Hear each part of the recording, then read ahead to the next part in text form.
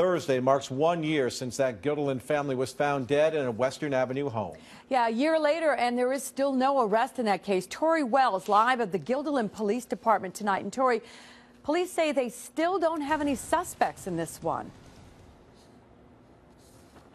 That's right. State police tell us that this crime is like no other that they have seen in this area, and how horrific it was and how challenging this investigation is. They tell us they have developed more than 600 leads in this case, but that is a low number when you compare it to the magnitude of this crime. And tonight they are asking anyone with information to come forward. It seems like yesterday. I look over there and I think again about what happened. And with the children involved, it's very unsettling. Dawn Moore lives across the street from this Western Avenue home, where Jin Feng Chen, his wife Hai Yan Li, and their two boys, Anthony and Eddy, were found dead almost a year ago.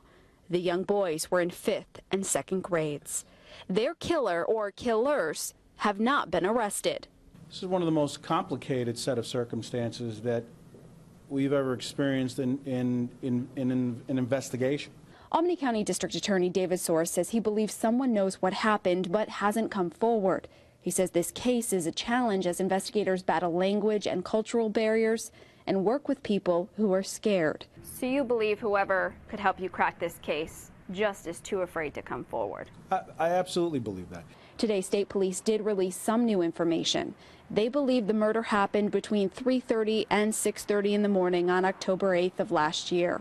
Since then, police have interviewed family, witnesses, business owners, and neighbors, and have contacted police in other cities, other countries. Police also say they've contacted Chinese officials through other agencies.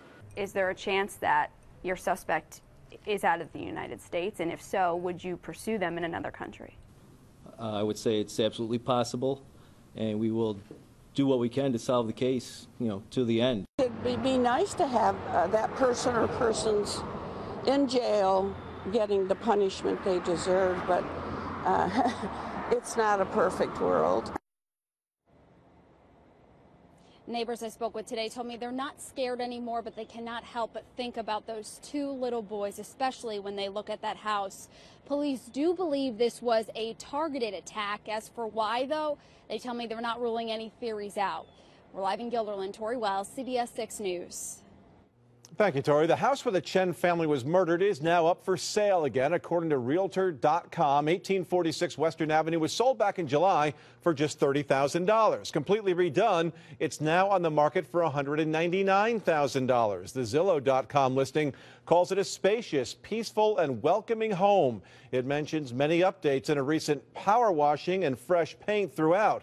There is no mention of why all that was needed. You might be surprised to learn that in New York State, you do not have to reveal that a murder, or in this case, 4 murders, took place inside. The house next door is also for sale. It's owned by the same investors who are offering 1846 Western.